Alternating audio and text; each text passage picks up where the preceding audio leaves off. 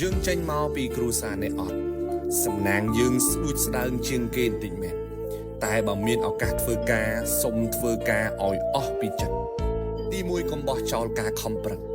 យើងកើតមកចំគ្រួសារនេះអត់មែនសំណាងយើងមានអត់ច្រើនទេ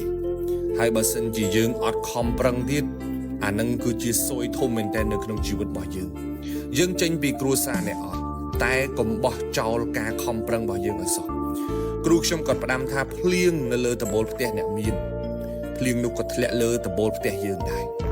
ដំបូលគេធំទឹកផ្ទះគេបបោគេមិនត្រង់ក៏បានដែរប៉ុន្តែដំបូលផ្ទះយើងតូចបើសិនជាយើងខ្នះខ្នែងជាងគេបន្តិចយើងអាចសល់ទឹកខ្លះសម្រាប់ប្រើដែរយើងចេញពីតកូលអ្នកខ្សត់សំណាងយើងគឺស្ដួចស្ដើងជាងគេទៅហើយឱកាសយើងក៏តិចតួចជាងគេដែរប៉ុន្តែបើយើងផ្ដេកផ្ដួលមិនចាប់យកឱកាសតូចទាំងអស់នឹងយើងអត់ខ្វល់ជាមួយវាទៀតអានឹងសំណាងយើងនឹងវារត់តខើយទៅទៀតឬក៏លែងមានក៏ថាបានយើងខ្សត់ទ្រពតែកុំឲ្យខ្សត់ការខិតខំប្រឹងប្រែងសោះទី2កុំបោះចោលគំនិតវិជ្ជមានរបស់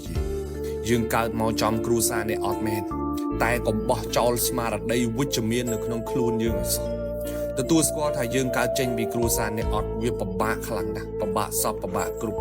សម្ពាធក៏ច្រើនសម្ពាយក៏ច្រើនអំរែកក៏ធំតែការគិតអវិជ្ជមានវាអត់បានជួយយើងឲ្យធូរស្បើយទេទៅចាំអ្នកខ្លះចាប់កាន់ការងារភ្លាមនឹកឃើញដល់រឿងអវិជ្ជមាននឹងចូលផ្លែតតែម្ដង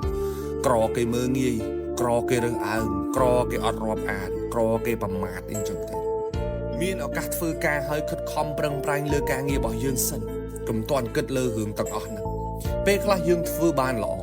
ពេលខ្លះយើងអាចធ្វើបាន 100% ប៉ុន្តែដោយសារតែការគិតវិជ្ជមានការគិតមិនល្អរបស់យើងហ្នឹងវាបែរជាបំភ័យយើងទៅវិញហើយពេលខ្លះគេអត់បានធ្វើអីយើងទេគឺភាពអវិជ្ជមាននៅក្នុងខ្លួនយើងវានឹងឯងដែលវាបំផ្លាញយើងខ្សត់ឱកាសហើយឱកាសយើងមានតិចតួចណាស់កុំយករឿងអត់បានការមួយចំនួន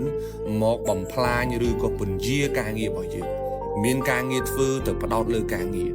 រឿងរ៉ាវអីផ្សេងទៀតទុកវាម្ដុំសិនទី3កុំបោះចោលគុណធម៌ជាមនុស្សយើងកើតមកនៅក្នុងគ្រួសារនេះអត់មែន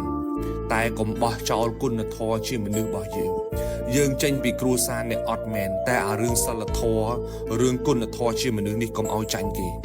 គេធ្វើគុណជាមួយយើងត្រូវដឹងគុណគេត្រូវតបគុណគេវិញចេះសាទរមួយគេចេះអបអរគេកុំឲ្យគេដៀលចរិតថាយើងខ្សត់ហើយខ្សត់ទាំងសិលធម៌នៅទៀតទទួលស្គាល់ថាគ្រួសារយើងជាអ្នកខ្សត់តែមិនមែនមានន័យថាយើងគ្មានឱកាសសុទ្ធសាធនោះទេខំរៀនខំរកខំដាក់ខ្លួនខំរាប់អានស្វះស្វែង